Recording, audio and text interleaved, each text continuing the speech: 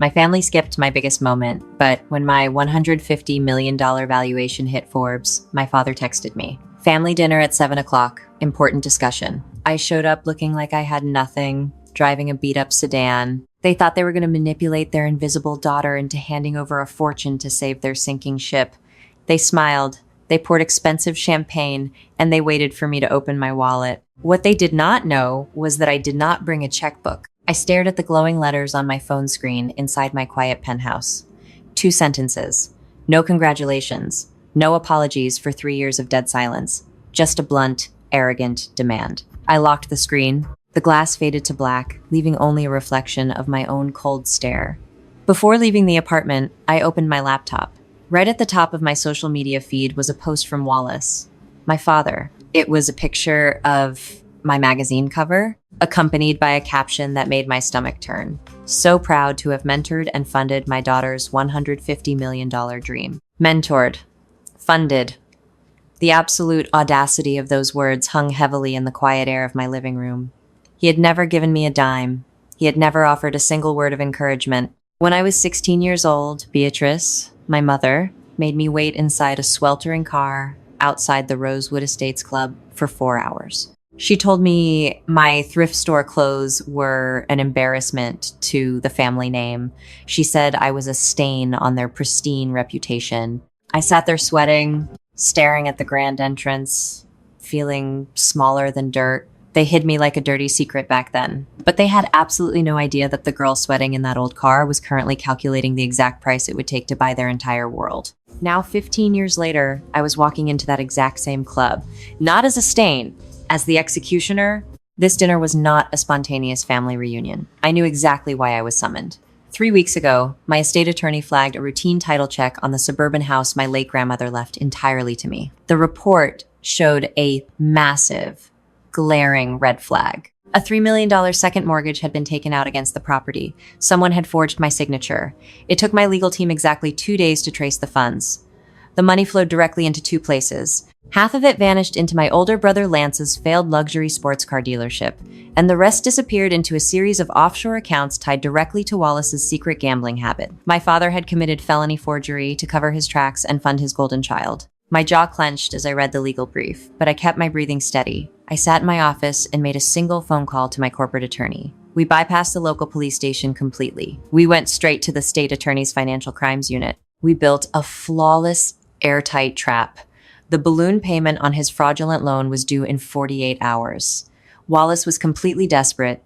He needed cash immediately, or the bank would seize the house and the forgery would be legally exposed. That was the only reason I was invited to dinner. I handed the keys of my rattling sedan to the valet at the Rosewood Estates Club. It was the exact same valet stand I used to stare at from that hot car. Inside the private dining room, the manipulation was suffocating. Beatrice rushed forward, enveloping me in a cloud of heavy, overwhelming perfume. She handed me a velvet box containing a diamond necklace, calling it a precious family heirloom. She smiled brightly, claiming they always knew I was the special one. Across the table, Lance sat slouching in his chair, scrolling carelessly on his phone. He smirked at me, completely confident that the family bank account had just arrived to save him. Then, Wallace leaned in. He rested his elbows on the crisp white tablecloth and lowered his voice into his practiced, authoritative pitch. He told me the family legacy was facing a minor cash flow issue. He demanded a $3 million emergency fund. He painted the demand as an investment in my own bloodline, a heroic chance to save our historic name. He was banking entirely on the assumption that I was still the desperate, approval-starved teenager he had conditioned me to be. I slid the velvet box back across the table. I looked directly into his eyes. "You thought you were playing a naive little girl," I said, keeping my voice dangerously low. "You forgot I spent 10 years managing diner rushes and spotting scammers before I ever wrote a single line of code. I smell a con before it even walks through the door." I reached into my leather bag and pulled out a thick stack of papers. It was a copy of the suspicious activity report my lawyers had filed with the Internal Revenue Service, neatly clipped to a formal letter from the Rosewood Club's ethics board. I had not magically purchased the club overnight. I had simply forwarded the undeniable, documented proof of his impending federal indictment to the management. They have incredibly strict moral turpitude bylaws. I watched the color drain completely from his face as the heavy dining room doors swung open. Two club security guards stepped inside. They did not raise their voices, but their presence was absolute. They were there to formally revoke his membership and escort him off the premises. The illusion of his high society status shattered right onto the expensive carpet. But Wallace was a cornered rat, and cornered rats bite. He did not surrender gracefully. He stood up so fast his heavy wooden chair crashed backward onto the floor. He snarled, his face turning a dark, dangerous shade of purple. He pointed a trembling finger at my face right there in the lobby. He threatened me. He said if I did not wire him the money by tomorrow night, he would file a massive public lawsuit claiming he provided my seed capital. He promised to drag my name through the mud and trigger a catastrophic investor panic just as my company was preparing to go public. He walked out of those glass doors breathing heavily, thoroughly convinced he had backed me into a completely impossible corner. The next evening, my company hosted our massive valuation gala at a downtown ballroom. Hundreds of industry leaders, elite investors, and media personnel filled the room, the air buzzing with wealth and success. Right on cue, Wallace and Lance crashed the event. They bypassed the security at the red carpet and marched straight to my VIP table. Wallace slammed a thick, stapled document down right next to my water glass. A draft lawsuit? He leaned over me and demanded $3 million as a quiet settlement to walk away and keep his mouth shut. He thought he was executing a brilliant, highly public checkmate. He thought a tech chief executive officer would pay any amount of hush money to avoid a corporate scandal. He was incredibly wrong. Sitting quietly to my right was my corporate attorney.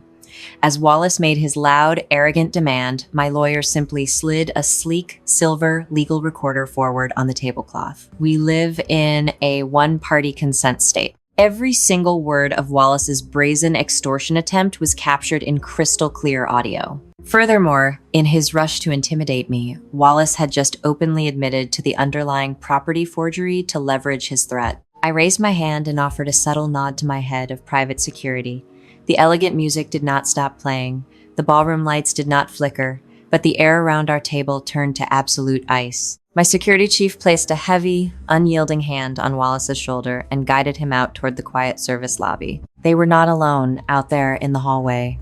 I had invited two very specific people to this gala as my honored guests. They had been waiting patiently by the service elevators all night. Two senior detectives from the Financial Crimes Unit. They already possessed an active, signed arrest warrant for the mortgage forgery, and now they had a fresh, meticulously documented case of felony extortion handed to them on a silver platter.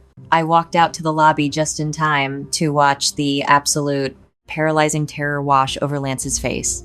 The heavy steel handcuffs clicked shut around his father's wrists with a sound of sharp finality. Before Beatrice could frantically follow them out the loading doors, I stepped into her path.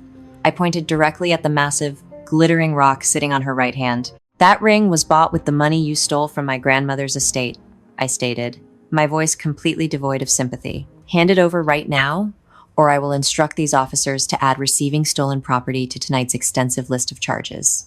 Her hands shook so violently she could barely pull the diamond past her knuckle. She dropped the ring into my open palm, burst into tears, and fled into the night. The fallout was absolute, and I made entirely sure that every single loose end was permanently tied. The state impounded Lance's luxury sports car right out of his driveway the following afternoon. Because it was purchased with stolen funds, it was officially classified as state evidence. Beatrice, entirely stripped of her stolen diamonds, her elite country club status, and the sprawling mansion that the bank officially foreclosed on, had absolutely nowhere else to go. She was forced to pack her few remaining designer bags and move into Lance's cramped one-bedroom apartment on the edge of the city. She was finally living the exact peasant lifestyle she used to mock me for. Wallace was denied bail due to the flight risk. He is currently sitting in a cold federal holding cell, awaiting his sentencing for aggravated mortgage fraud and extortion. I did not visit him in jail. I did not take their frantic, weeping phone calls. I deleted their contact information and blocked their numbers permanently. That night, I sat alone on the balcony of my penthouse. I drank my coffee in complete, uninterrupted silence. The crushing, suffocating weight of their expectations, their cruelty, and their endless toxic demands was entirely gone. I breathed in the cool city air, feeling my lungs expand fully for the first time in my life. The infection was finally cured. It is a strange thing to observe what happens to your mind when a lifelong war is finally over. You expect to feel this massive, explosive joy. You expect fireworks and celebration. But the truth is, the deepest and most profound victories are entirely silent. Looking back at the rubble of what used to be my family, I realized that the absolute hardest part of this entire journey was not outsmarting them legally. The hardest part was killing the small, desperate part of myself that still blindly wanted my parents to love me. People like Wallace and Beatrice do not look at their children and see human beings. They look at their children and see assets and liabilities. For 30 years, I was a massive liability. I was the quiet kid who absolutely refused to play their exhausting status games. I was the daughter who wore thrift store clothes and worked grueling diner shifts while they pretended to be royalty. I embarrassed them because my gritty reality threatened their fragile illusion. But the exact moment my face appeared on the cover of a major business magazine, my status changed overnight. I stopped being a liability. I became a highly liquid asset to be manipulated, drained, and eventually discarded once my usefulness ran out. They did not invite me to that country club dinner because they missed me. They invited me to dinner because their bank accounts were bleeding dry. If you are listening to this right now, and you have a family that treats your boundaries like a personal challenge, or treats your hard-earned success like a communal bank account, I need you to listen to me very carefully. I have learned 3 brutal, undeniable rules about surviving toxic bloodlines. Rule number 1, blood is a biological term, not a loyalty contract. Society places this massive, crushing guilt on our shoulders. We are told from the moment we can walk that family is everything. We are told that you have to stick by your parents no matter what terrible things they do to you. That is a manipulative lie designed to keep victims trapped safely inside their abuser's reach. Just because someone gave you life does not give them the right to slowly drain yours away. You do not owe your sanity to the people who actively destroy it. You are absolutely allowed to fire toxic family members. You can hand them a pink slip and walk away without an ounce of guilt. Rule number 2, forgiveness without accountability is just self-harm disguised as taking the high road. How many times have you been told to just be the bigger person? To just let it go for the sake of keeping the peace? Let me tell you the honest truth about that kind of peace. Peace built on your silent suffering is not peace at all. It is a hostage situation. When someone hurts you, steals from you, or deeply betrays you, and you forgive them without forcing them to genuinely change their behavior, you are simply giving them permission to do it again. Wallace and Beatrice wanted me to forgive them and blindly write a $3 million check. If I had done that, I would be financially sponsoring my own abuse. True forgiveness requires the offender to recognize and rectify their crime. If they refuse, you owe them nothing but your total absence. Rule number 3. True revenge is not about loud, aggressive destruction. True revenge is absolute, unbothered indifference. When I stood at that gala and watched Wallace get handcuffed, I did not feel a thrill of sadistic pleasure. I felt nothing at all. And that was the ultimate checkmate. His worst punishment was not the metal cuffs or the cold prison cell. His worst punishment was realizing that his invisible daughter was a titan who simply did not need his permission to exist. The best way to destroy the people who tried to bury you is to thrive so hard that they become completely irrelevant footnotes in your biography. You do not need to yell. You do not need to prove them wrong to their faces. You just need to build a life so incredibly beautiful and successful that they cannot even afford a ticket to watch you live it. I built my life entirely from the ground up. I traded the hot, sweltering weight in a cramped car for the cool, quiet air of my own penthouse balcony. I traded the desperate need for their validation for the unshakable, solid reality of my own worth. I am no longer the invisible daughter.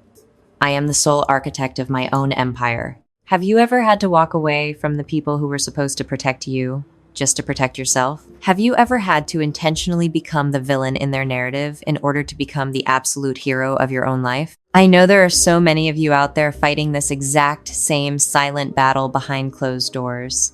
I want to read your stories down in the comments. I want to know exactly how you survived.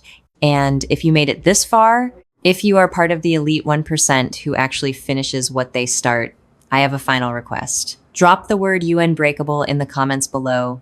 Let me know I am not alone in this. Hit the like button, subscribe to the channel, and always remember this one crucial truth. You hold the pen to your own life. Never let anyone forge your signature again.